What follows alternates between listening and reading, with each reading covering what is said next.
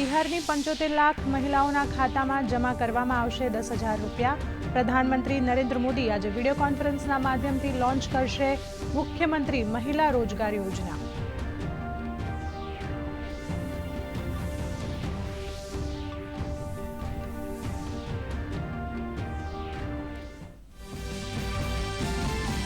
બિહાર વિધાનસભાની ચૂંટણી ઉપર અમિત શાહની અધ્યક્ષતામાં આજે ભાજપની ક્ષેત્રીય બેઠક, તો પ્રિયંકા ગાંધી મહાગઠબંધનની હર ઘર અધિકાર યાત્રાની કરશે શરૂઆત।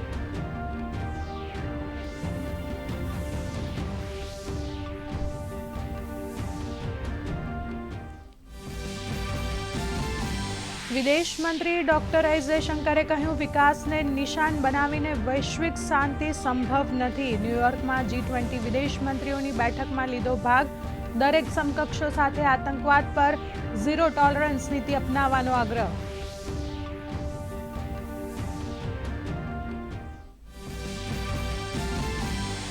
MiG-21 આજે ભરશે તેની અંતિમ ઉડાન। કારગિલ યુદ્ધ અને બાલાકોટ એર સ્ટ્રાઇકમાં દુશ્મનને માત આપનાર MiG-21 હવે બની જશે ઇતિહાસ।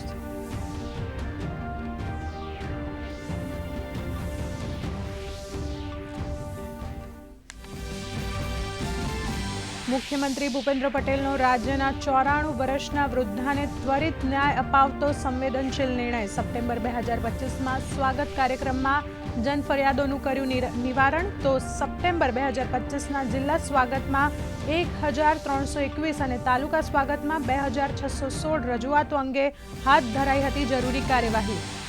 કૃષિ મંત્રી રાઘવજી પટેલ થરાદ, વાવ અને સુઈગામ તાલુકાના અતિવૃષ્ટિગ્રસ્ત ગામોની લીધી મુલાકાત। ખેતી પાકોનું નિરીક્ષણ કરી ગામ લોકો સાથે કર્યો સંવાદ। કહ્યું, સર્વેની કામગીરી પૂરજોશમાં ચાલુ, તો નુકસાનની સહાય ચૂકવવા માટે ઝડપી પગલાં લેવાશે। ભવ્ય ઉદ્ઘાટન સમારોહ સાથે નવી દિલ્હીમાં વિશ્વ પેરા એથ્લેટિક્સ ચેમ્પિયનશિપની થઈ શરૂઆત। ભારત પ્રથમવાર કરી રહ્યું છે પ્રતિયોગિતાનું આયોજન।